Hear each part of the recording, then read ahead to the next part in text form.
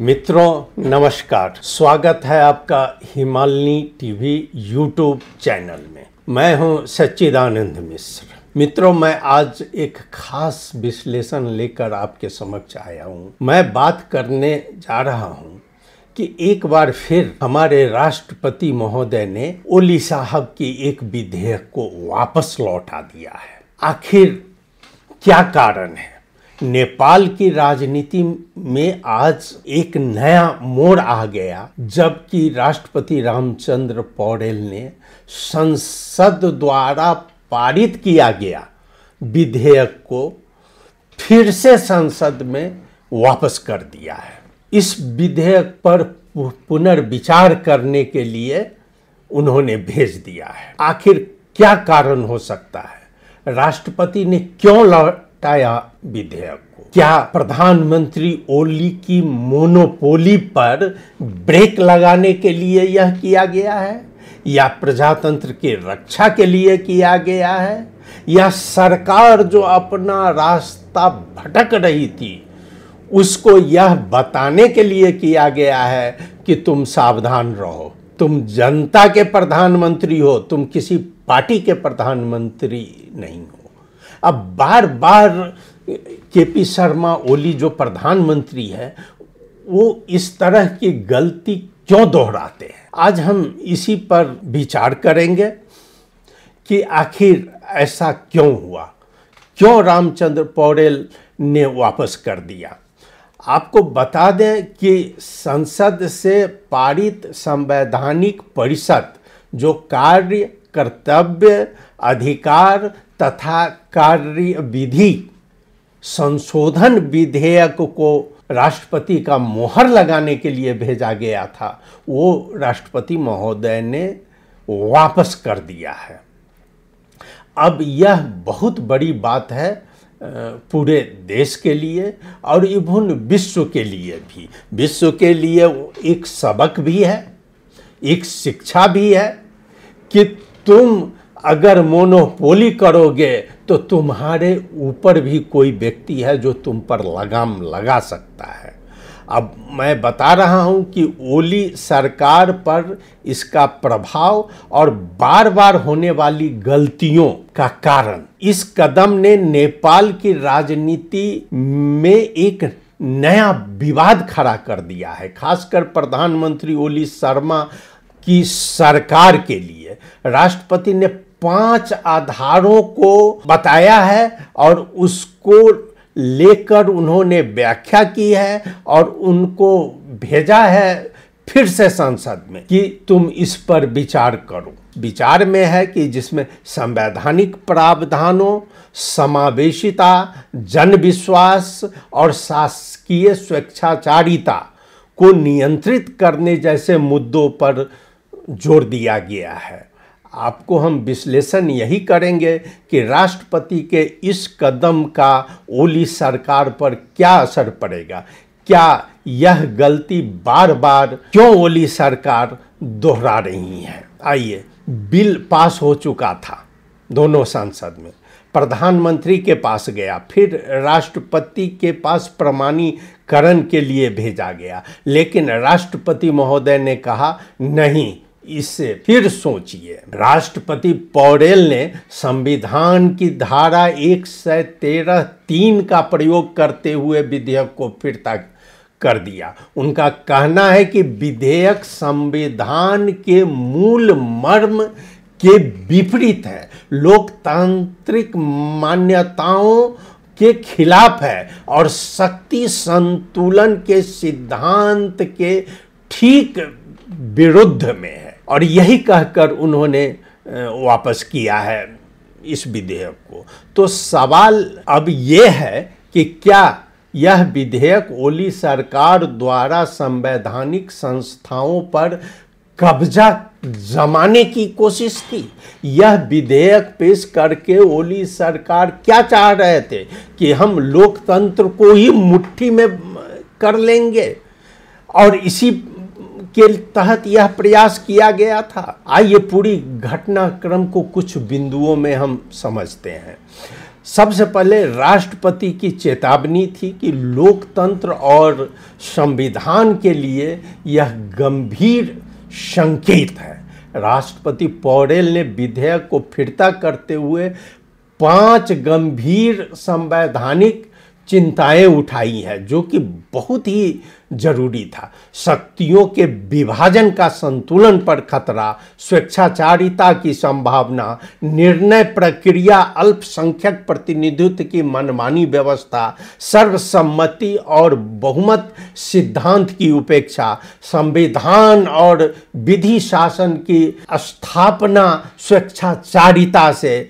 इससे स्पष्ट है कि राष्ट्रपति विधेयक को सत्ता पक्ष द्वारा संवैधानिक संस्थाओं पर नियंत्रण स्थापित करने की कोशिश के रूप में देख रहे हैं, और यह लोकतंत्र के पक्ष में उनका निर्णय बहुत ही उपयुक्त साबित हो रहा है। मैं बता दूं, पहला बिंदु, संविधान के मर्म के विरुद्ध राष्ट्रपति पौडेल का पहला और सबसे महत्वपूर्ण तर्क यह है कि यह विधेयक संविधान के मूल भावना के अनुरूप नहीं है।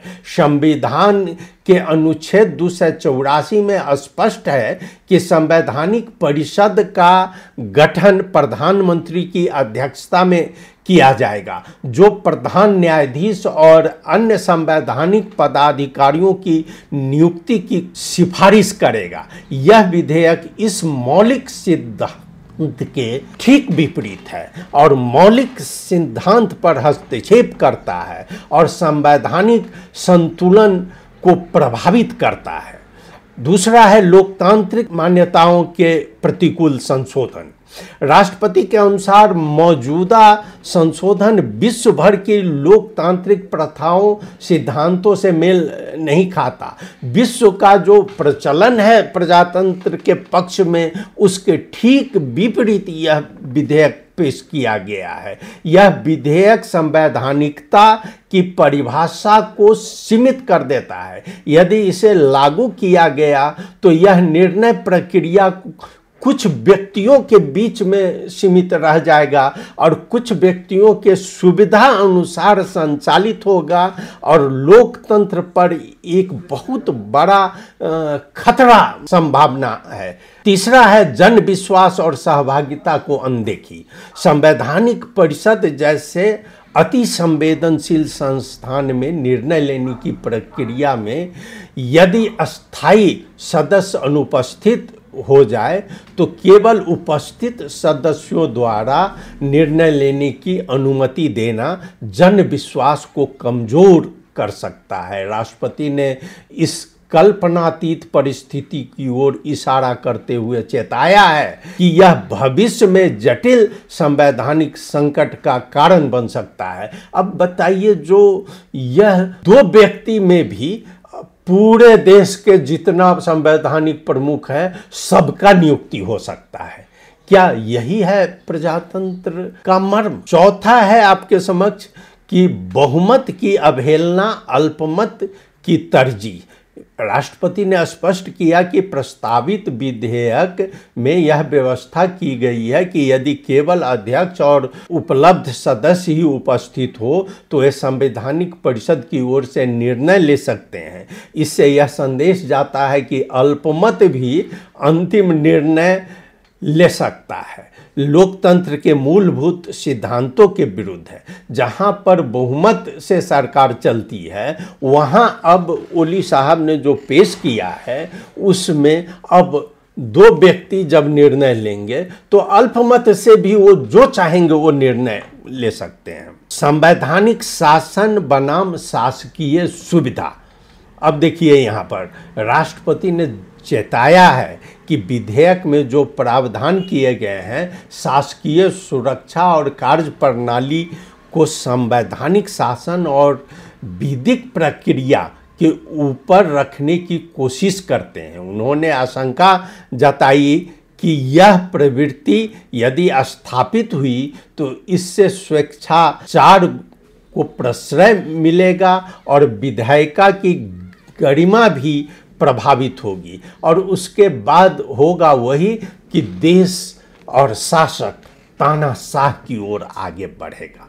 बाहर इसका बहुत ही विरोध हो रहा था, चारों तरफ विरोध हो रहा था, लेकिन फिर भी ये दोनों हाउस से पारित करके राष्ट्रपति के समक्ष पेश कर दिया गया। अब प्रश्न केवल प्रधानमंत्री पर ही नहीं उठता है, प्रश्न तो उठता है कि दोनों सदन के सांसद क्या कर रहे थे।